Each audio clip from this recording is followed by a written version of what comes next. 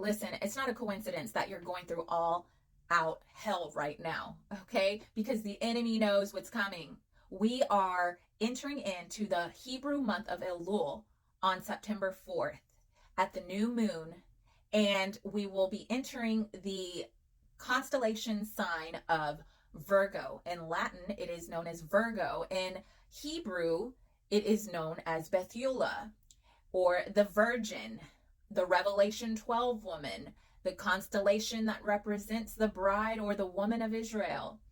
And this means we are birthing Christ. We are manifesting the promises of God in the earth in this month of Elul. And we are birthing and manifesting the will of God in our lives. We are manifesting as the manifested sons of God in this month. And the enemy knows. We are still at the end and very last days of the month of Av, which is the month where God tears down, destroys, so he can rebuild. So it is no surprise or coincidence that things seem to be falling apart and going haywire, okay? But release it, surrender it to the Lord. Do not let it have you lose your mind like the enemy would hope it would. Trust in the plans that the Lord has for you, for he has plans to prosper you and not to harm you. Release whatever it is. If someone's walking out of your life, release it. If your finances are not where they're supposed to be, release it to the Lord. Release that burden to the Lord. If your health is not looking right in the natural, release that burden to the Lord, because I'm telling you, the month of Elul is a blessed month where God is going to birth new beginnings. Now, I want to share with you what the Lord gave me just now. He gave me the word fortitude. A formal word that means the strength of mind that allows someone to face pain, danger, or adversity with courage.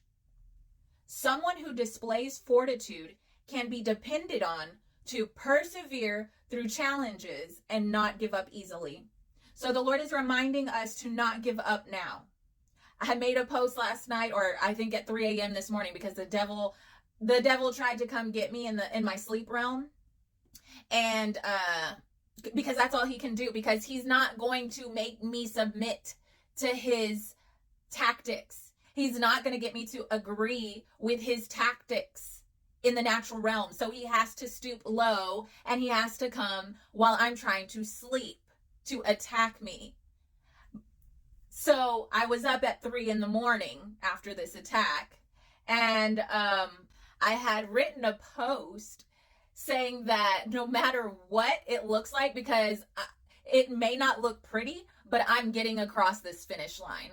I'm getting across this finish line into the month of Elul, and in the month of Elul, my blessings are being birthed. And I believe it with all faith and confidence instilled within me by the God who is greater, who dwells within me and is greater than the one who is in the world. So do not be in condemnation for what it may look like right now in your life, because we've been going through it and God knows. So it may not look pretty. God doesn't need it to look pretty, but he needs you to have fortitude that allows you to face this pain, this danger, and this adversity with courage and with strength of mind, submitting your thoughts to the mind of Christ. And right after he gave me this word, fortitude, he gave me the number 1717. And I looked into it, and it has to do with being hope and being encouraged. It is a reminder that God is with us and that he will provide for us no matter what challenges we face. So this is hand in hand with the definition of fortitude, that he is going to provide and meet all our needs So no matter what it looks like, you do not need to sweat it. You do not need to stress it, because your blessings and your breakthrough and the provision that you need is right around the corner. He's going to provide for us no matter what challenges we face. This number also has to do with vision, agreement, promotion, rulership, and reign. Okay? In 1 Kings 14:21 and 2 Kings 13:1, the number 17 is mentioned having to do with the king's rulership and reign. And in Jeremiah 32:9, the number 17 is mentioned to do with the purchasing of land for the redeeming of that land and taking possession of that land. Now, the Lord gave me a word about 49 days you will take possession of land, of a home. And so that would be, I believe it's within the second or third week of September that would 49 days would land on, that 49th day would land on. And so the month of Elul is going to birth the blessings of God. And I'm going to do a further video dedicated just to the breakdown of the Hebrew month of Elul, as I normally do before the new moon or on the new moon. The new moon is on the 4th of this month. And we are entering into Virgo season, into birthing season. We're birthing Christ and the promises that he has for us so that we can manifest his glory and his will in the earth. It will be a pivotal month. This month of Elul will be a window, a sneak peek, a taste of what the remnant will experience in 2025. And so stay encouraged. Do not give up. I'm telling you,